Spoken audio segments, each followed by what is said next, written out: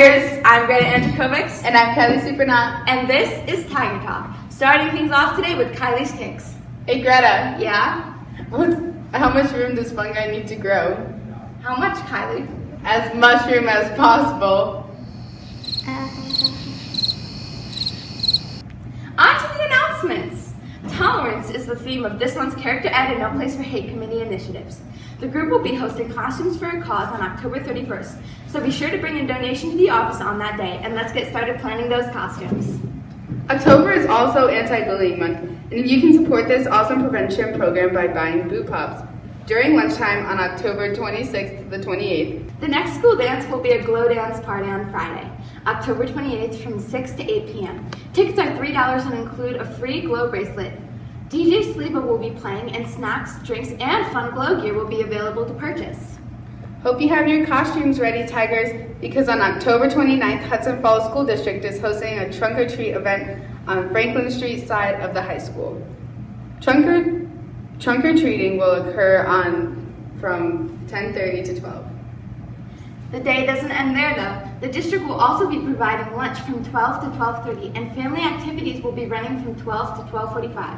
Then, at 1 p.m., let the game and halftime parade begin. All right, it's time to check in on the Tiger sports. So let's go over to our news broadcaster, Andrew Batiste.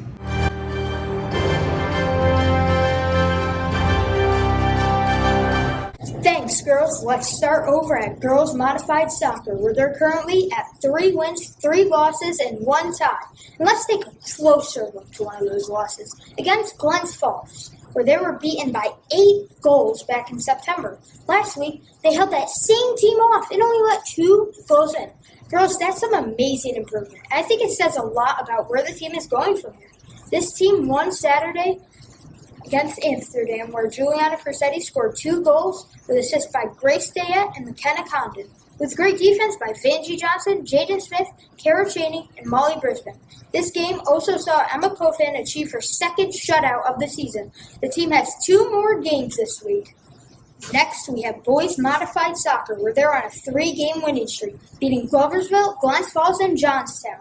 Mason Van Deen is currently the top scorer with 8 goals this year, and Zishan Iqbal and Cameron Sheehan each have 2 goals as well. Carter Donovan and Chris Sutherland are doing an awesome job on defense, and goalie Caden Nelson has had 2 shutouts this year. And over to the volleyball court. A and B teams both celebrated wins over Broadalbin, Perth, and Stillwater this past week.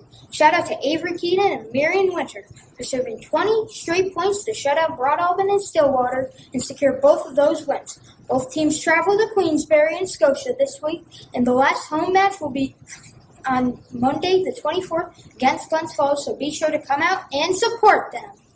Football has had a tough couple of weeks playing Schuylerville and South High, but they're working to improve on some things and are optimistic about finishing out the season with some wins. Max Osterhout has been doing a great job in the backfield as a running back, and team captains James Spencer, Riley Woodward, and Brett Badger are leading the way for the offensive line.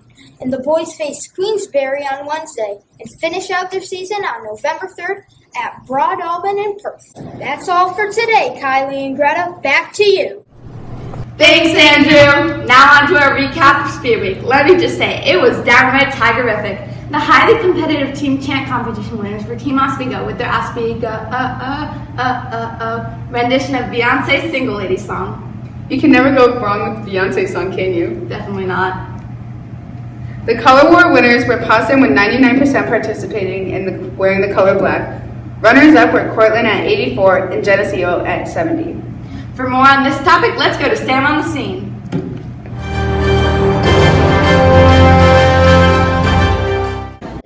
I'm here with 8th grader Shay Scanlon, and I was wondering if you had a favorite day of Spirit Week last week. My favorite day of Spirit Week was Color Wars. How come?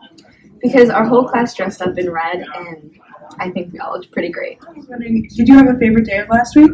Friday. Yeah. For any reason in particular? It was cool to see everyone wearing green and white on that day. I saw a lot of people who went above and beyond with it. The main reason why I liked Friday was to see Mr. V get dominated in pie eating contests. That's fair. You guys have a favorite part? The twin day. I was happy that I was allowed to use the face paint. I like tie-dye day.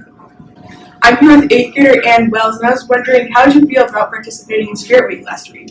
It was really fun. I did the tug of war and I had to do it in high heels. How was that? It was hard because like these are like very slippery. Did you guys win at least? No. That's sad. Yeah. I'm here with 8th grade science teacher Mr. Delisle, and I was wondering if you had a favorite part of Spirit Week last week. Favorite part or favorite day? Favorite day. I really liked the tie-dye day because I got to wear my buck wild tie-dye shirt.